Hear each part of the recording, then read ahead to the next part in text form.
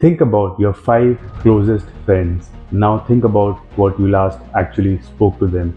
Not texted, not reacted to their story, not liked their post. Actually spoke, actually caught up, actually knew what was going on in their life right now. Not the version they put online, but the real version. For a lot of people, that answer is more uncomfortable than they expected. And for some, the more honest answer is that they are not sure they still have five.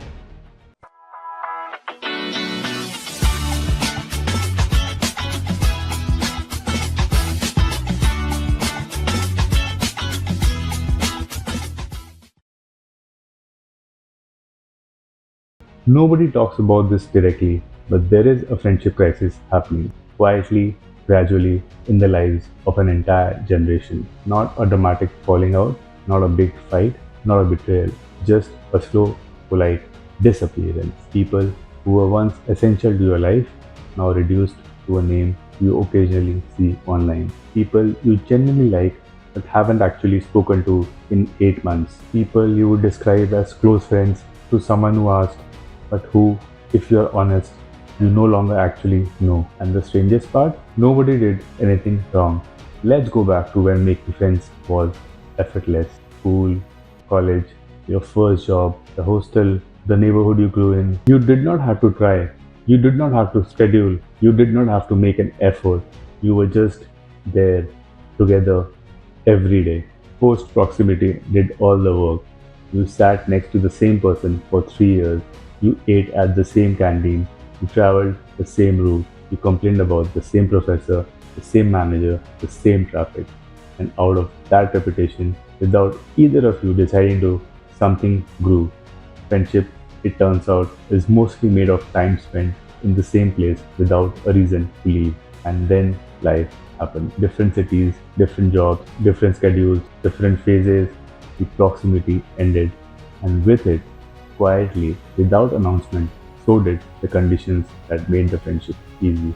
Now, here is the part that is uncomfortable. Most people responded to this by doing nothing, not because they stopped caring, but because keeping a friendship alive across distance and time and different life phases requires something that friendship never used to require: effort, deliberate, scheduled, slightly awkward effort. And that felt strange because good friendships were never supposed to feel like effort. So instead of making the call, you sent a meme. Instead of visiting, you reacted to a story. Instead of saying, I miss you and I want to catch up, you typed, we should meet up soon in a chat that both of you knew would go nowhere. And you told yourself the friendship was still there. And in some form, it was. But it was surviving on memory, on history, on the idea of each other rather than the actual current complicated reality of each other. And that is not a friendship.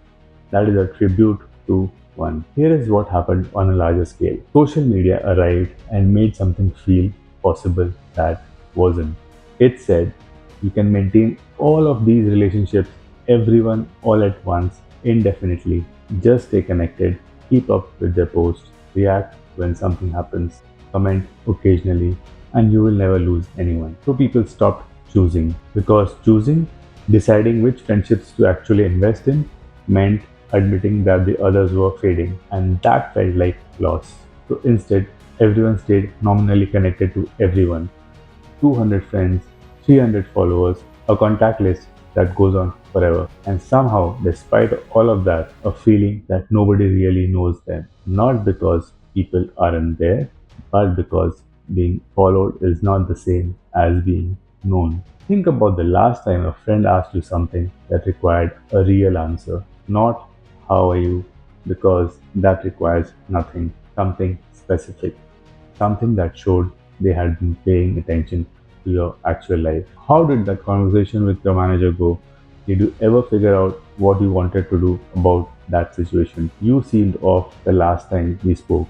Are you okay? That kind of question requires knowing someone. And knowing someone requires time, attention, and showing up consistently, not just when it is convenient.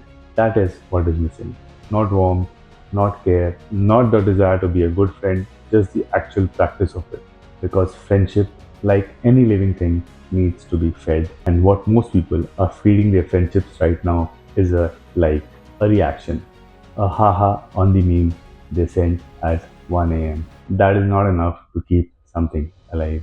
It is just enough to keep it from feeling completely dead, which in a way is worse. Now, here is the Indian layer of this that makes it more complicated. In India, friendship has always had a built in support structure: joint families, shared neighborhoods, festival gatherings, the cousin you saw every summer, the colony friends your parents kept in touch with for decades. Community was not something you built, it was something you were born into.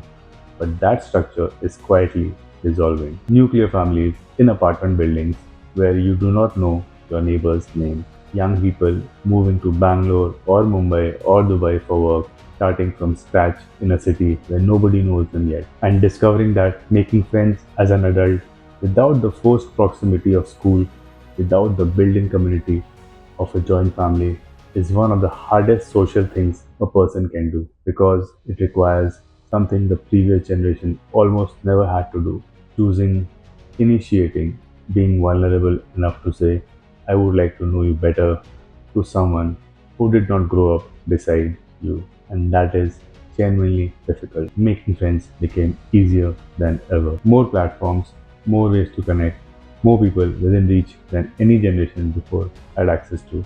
And yet, keeping them became harder because keeping them in a world without forced proximity requires something no app has figured out how to replace: intention. The decision to treat a friendship not as something that will maintain itself, but as something you are actively choosing. Most meaningful friendships you have right now did not survive by accident. They survived because someone, you or them, kept showing up, kept making the call even when texting was easier, kept asking the specific question that showed they had been paying attention, kept saying, I want to see you, and then actually arranging to see them, not because the friendship was in crisis, but because they understood quietly, without making a big thing of it, that a friendship left entirely to chance will eventually leave.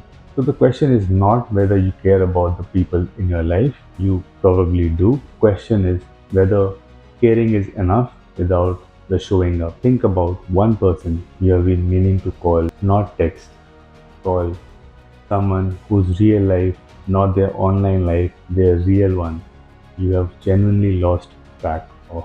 The one whose name comes to mind and is immediately followed by, we really should catch up. You already know who it is. The question is just, what are you waiting for? That's the tip. Subscribe for more conversations like this. I'll see you in the next one.